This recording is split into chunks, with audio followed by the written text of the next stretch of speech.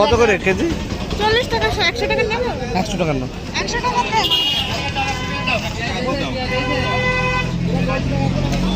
Ayaan viral পেঁয়াজু। আয়ান এখন viral পেঁয়াজু দেখছে অনুবীক্ষণ যন্ত্র দিয়ে। ঠিক আছে। আসসালামু আলাইকুম ওয়া রাহমাতুল্লাহি ওয়া বারাকাতুহু। ভাইরাল পেঁয়াজু।